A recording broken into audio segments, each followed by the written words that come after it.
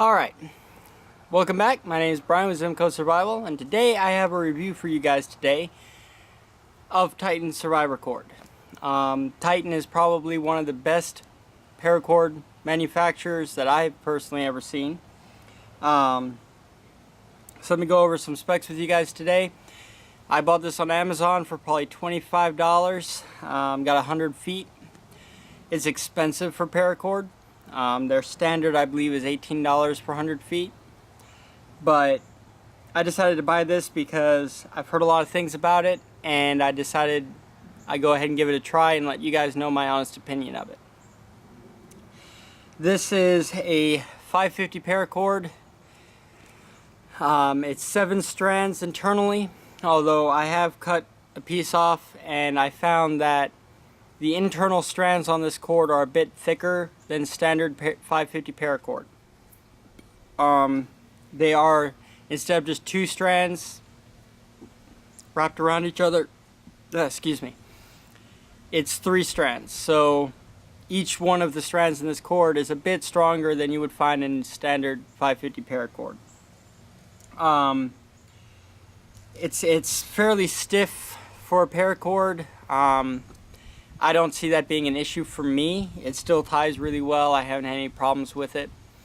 But I figured I'd go ahead and show you guys what's in here and let you judge for yourself if it's worth the extra money. So let me go ahead and strip off a little bit of the outer casing.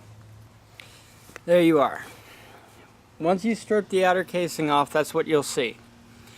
Now this consists of your 7 standard strands and 3 extra strands. Okay? So, let me separate them out here a little bit for you. Okay. So, here you have the 7 standard strands that come in normal paracord. Okay? But then they included 3 extras. They included, I don't know how well you can see it, a copper wire for snares, a piece of waxed jute, and a 25-pound fishing line right there. My initial impressions were that this kind of paracord is only going to be good for a specific group of people. And let me explain what I mean by that. You have 2 different types of people when it comes to paracord. Alright, you have one that only cuts off the exact amount that they need off of the cord itself. And then you have another group that will cut 10 feet of paracord off and save what they don't use for later. But they'll cut it off in 10-foot lengths. Now, because of the way this is made, with the fishing line and the copper wire, the 3 extra strands in here are only going to be useful if you cut it off in large lengths, 10 feet or more. If you cut this in 1-foot sections, the fishing line and the snare wire is going to be completely useless. So if you're one of the people that only cuts off exactly what they need, then this isn't going to be good for you. Then you should go out and find yourself a different paracord. Just use a regular paracord, because this is not going to be useful if you do that. But if you cut off large lengths, then this is going to be a good paracord for you. So let me go ahead and I'm going to cut 10 feet off, and I'm going to show you guys what comes in this paracord.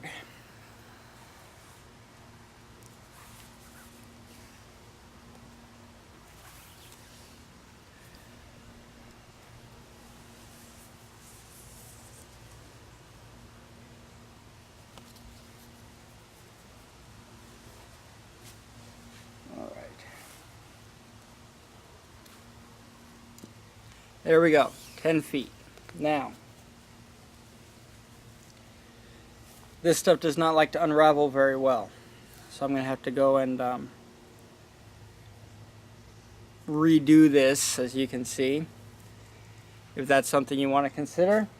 It does not unravel well. Now they do give you, with Titan Paracord, they do give you this little strap. I love it because it makes it very, very easy to rebundle my paracord when I take some of it. But that's just a small little addition, that's nothing serious. Alright, so we have our 10 feet worth of paracord. Let's see how long it takes, and I'm not going to fast forward through this, so if you want to skip this part, go ahead and move on down the line. But if you want to see how long it takes to strip 10 feet worth of Titan Paracord, Survivor cord, we're about to get started here. Let me just separate the outer casing a little bit more so I can get a good grip on it. Alright.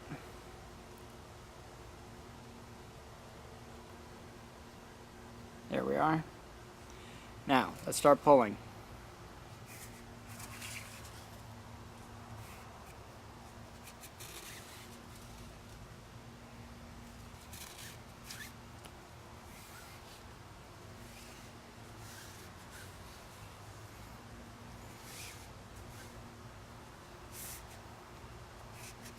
Looks like I can strip about 6 inches at a time initially before I have to work it down the cord. As you can see. But as far as separating, it doesn't seem to be taking too long. Not as bad as I thought it would be. I figured the wax jute would kind of make it stick to the casing a little bit, but that doesn't seem to be an issue.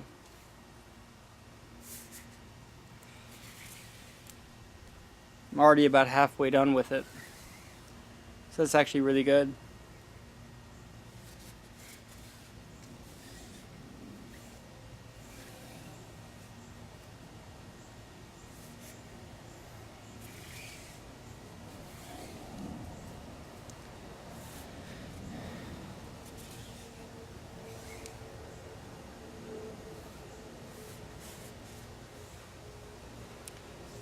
There we are.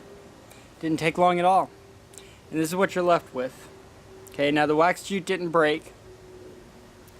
But let me see how I can separate this from this pile of what's left over here. Alright. So this is your snare wire. I'm going to go ahead and talk about it a little bit while I'm wrapping it up here. It's very, very thin. I don't like how thin it is. My personal opinion is if you're going to use a snare wire, it needs to be a braided snare wire, because these types of, all metal ones like this, where they aren't braided, they're just metal wire, is that they'll break very easily as the animal is thrashing around. Let me see if I can show you what I mean here. The animal thrashes, moves around a whole bunch.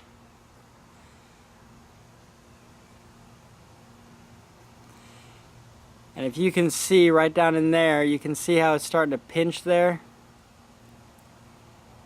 That means that it's starting to get a weak point. Animal continues to thrash around, because remember, you're not going to be able to check your snares constantly. And it breaks. So I would say this would be an okay snare wire if you were going to use it as a braided one by braiding it yourself. Looping it over 3 or 4 times and braiding it together to make a braided wire out of it.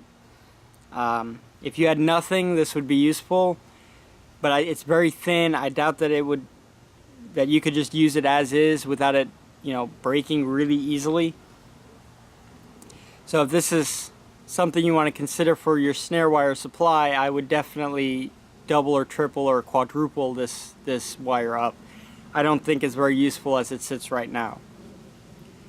So that's the snare wire. Let's go ahead and do the jute. If I can find it. There it is. Alright. Now the thing I don't like about this jute is that it seems to stick all of my other cordage in here to the jute wire, the jute string. Alright, so as I wrap this one up, we'll go ahead and talk about it. It's a thin piece of jute string. It's not thick, it's pretty thin. It has a really good quantity of wax on it though. You can definitely feel that it's impregnated all the way through with wax, so I wouldn't be surprised if this would take a fire fairly easily. Although, because of how thin it is, you might have to use more than I would like.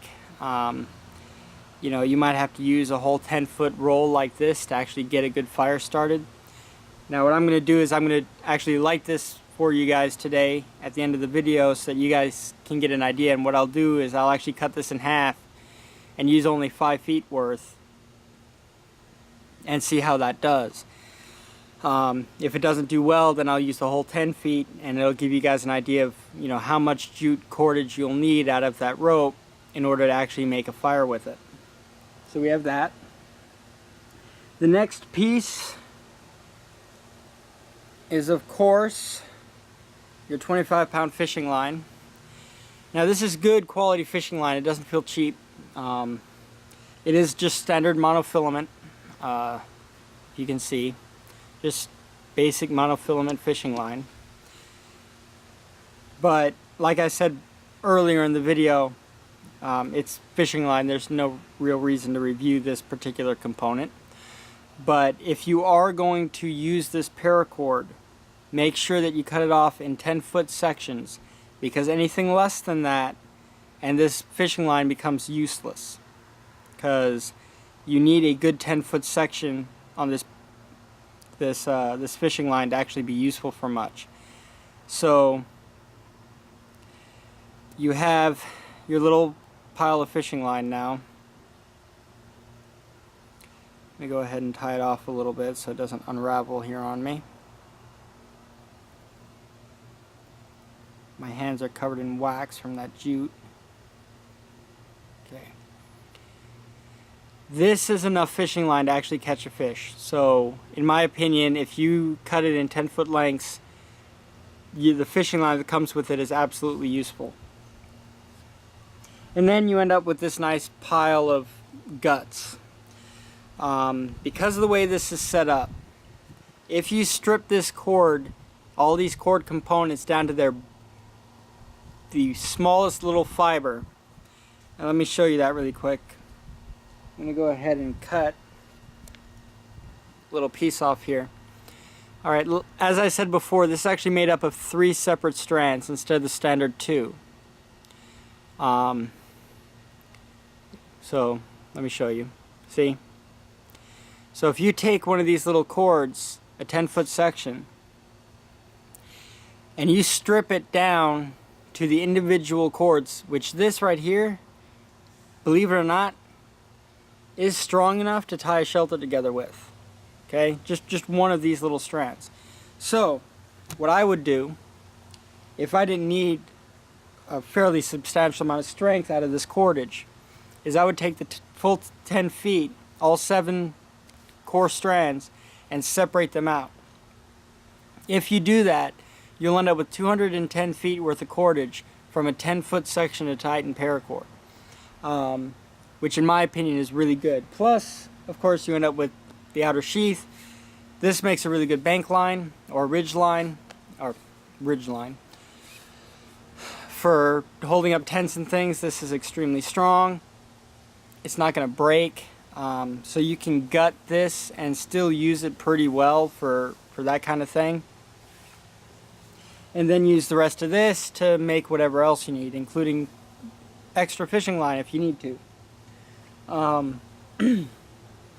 My overall opinion on the Teton paracord is that it's a good option for some people. If you, like I said, if you cut it into 1-foot lengths or just enough for what you need, then you should just buy regular paracord. And Teton does make a regular paracord, so go ahead and buy that. If you are going to use Teton paracord, the Survivor Cord edition, then just make sure you cut it in 10-foot lengths. That way you'll get enough of each of the internal components to actually be useful for something. You'll have enough wire to actually be able to do the braiding and make it into a usable snare wire. You'll have enough of the fishing line to actually use for fishing, and enough of the wax jute to make at least one fire. So I'm going to go ahead now, I'm going to move on to the fire making portion of this, and I'm going to show you that wax jute being used to start a fire with a flint and steel, or not a flint and steel, a ferro rod. So I'll be right back. Hold on just a minute. Alright, welcome back. I'm going to show you how well this works, this wax jute, when used to make a fire straight out of the cord. Now, like I said earlier, I'm going to use 5 feet of this at first so that I can get an idea of how well that will work before I move on to the rest of it. Because if you can use 5 feet to start the fire, then that means each 100-foot hank of paracord is going to be worth 20 fires worth of jute.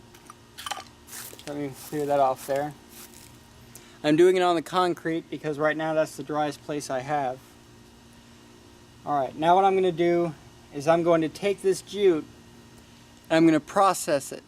Alright, I'm going to do that by folding it up like this into a little bit of a bundle right here.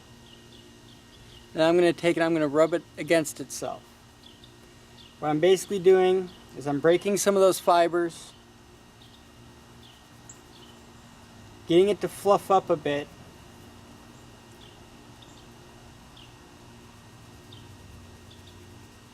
so that it'll catch a spark. If you just try to use it as it sits, it won't catch a spark very well at all. So this is a necessary process when dealing with jute cord. Now, I'm not going to speed this part up because I want you to see how long it takes to actually turn 5 feet of this into a usable tinder. Again, information is everything, and getting a good accurate timeline for how long it takes to process this could affect your decision.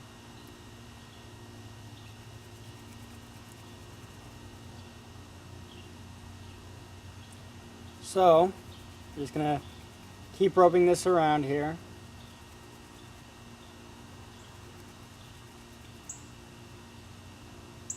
Get some nice frays going.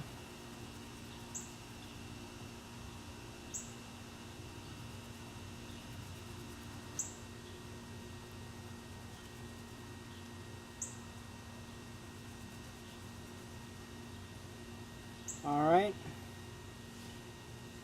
Let's see how that does. Grab my striker here.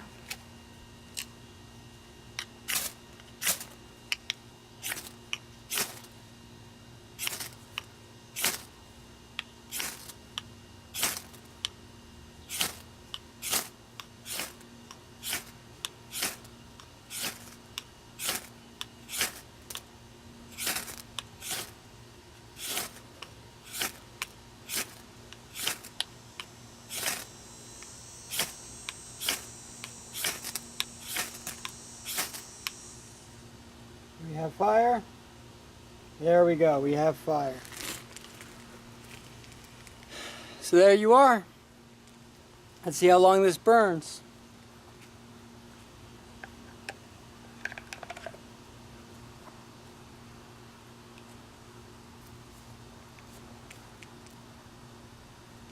Burns pretty hot.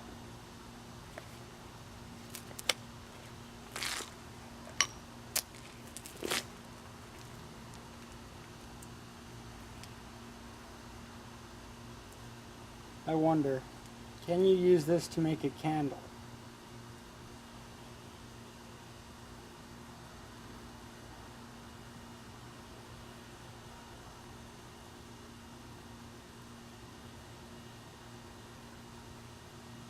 No. Fun part's over. Alright. So it's still burning. It's a good sign.